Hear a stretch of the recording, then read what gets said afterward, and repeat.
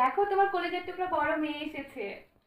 বাবা, আমি তোকে কবে বলেছি যে তুই আমার কলিজার টুকরা? তো আসার আগে একটা ফোন করলি নি খো? তোমাকে সারপ্রাইজ দেবো এই জন্য কল করে আসিনি। তো জামাইকেও নিয়ে আসলি নি? ওর কাজ আছে অফিসে, এই জন্য ও আসতে পারলো না। তো তোর শ্বশুর শাশুড়িকে তো নিয়ে আসবি। কেন আম্মু, আমি যে এসেছি তাহলে কি তুমি কি খুশি হবে নাকি? শ্বশুর শাশুড়ি জামাই লাগাই রাখেছো, এটি বাড়িতে আসবে আর আমি খুশি হব না কিসের জন্য? আমি তো অনেক খুশি। আম্মু, ছোটটা কোথায়? ওই তো গোসলে ঢুকেছে। কি? গোসল? বাবা, আমি থাকতে তো বেলা 3টার দিকে গোসল করতে যেত, আর এখন এত পরিবর্তন, সকাল 10টায় গোসল করছে। বাহ।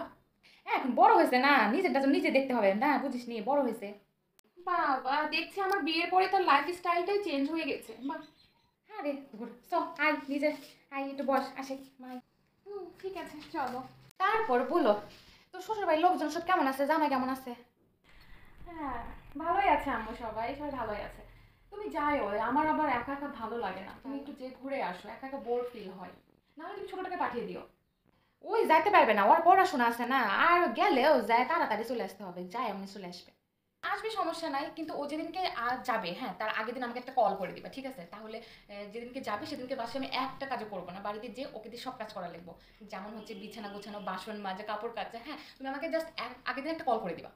কি রে, তোর শ্বশুর বাড়িকে কে আমি বিয়ে হয়ে গেছে নাকি যে তোর শ্বশুর বাড়িতে যাওয়ার আগে কল করে যাবো যে আমাকে দিয়ে সব কাজ করাবি? হ্যাঁ, কি হয়েছে? কেন, বোনকে দিয়ে হেল্প করা যায় না? তুই যে আমাকে জাস্ট একটু হেল্পই করে দিবি, তাই না? আচ্ছা ঠিক আছে, আচ্ছা।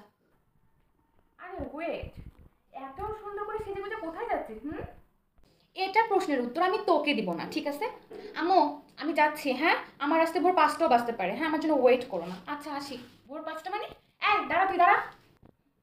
তুই জানিস না যে যদি সামনে যায় পেছন থেকে ডাকতে হয় না? একটু কমন সেন্স না, এটা শিখিস নি তুই? কিসের জন্য পেছন থেকে ডাকলাম? আমি ভালো কাজে যাচ্ছি। বাপরে, বিয়ে হয়ে যাওয়া আমার 1 মাসও হলো না আর এর দিকে পাখনা গজিয়েছে। So what? আমি আম্মুকে সব বলে দিয়েছি যে আমি কোথায় যাচ্ছি, হ্যাঁ? আম্মুর থেকে শুনে নিস, ঠিক আছে? আমি গেলাম। আম্মু, টাটা। তুমি কিছু বলতে পারো না? হ্যাঁ, ও কোথায় যাচ্ছে? হ্যাঁ, আমার বলছে ভোরে আসবে, তুমি কি মানে কি কি একবার শুরু করেছো? আমার যাওয়া এতদিন হলো না, তুমি কি শুরু করেছো? চলে গেলো এভাবে। হ্যাঁ। তার বলে এই ইম্পর্টেন্ট মিটিং আছে, এই জন্য গেল। এ বাপরে, পড়াশোনার সাথে সাথে আবার তোমার চাকরিও করছে নাকি যে ইম্পর্টেন্ট মিটিং আছে? ওই যে স্কুলের একটা মিটিং আছে, স্কুলের ওই যে ক্যাপ্টেন না, ওই এর লেগে রে।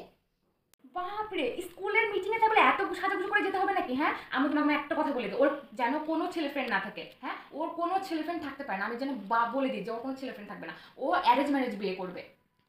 তুইও তো লাভ ম্যারেজে করেছিলি।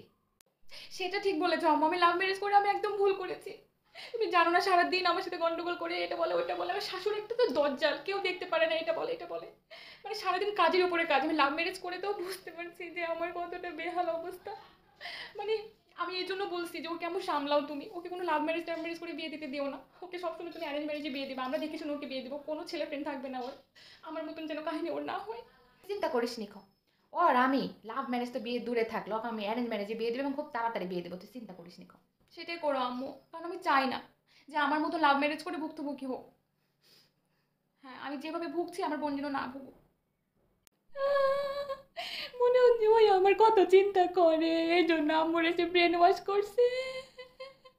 নিজের ঠিকই লাভ ম্যারেজ করেছে আর আমাকে লাভ ম্যারেজ করতে দেবে না। আমার মায়ের এসে ব্রেন ওয়াশ করছে, মনে হচ্ছে আমাকে কত না ভালোবাসে।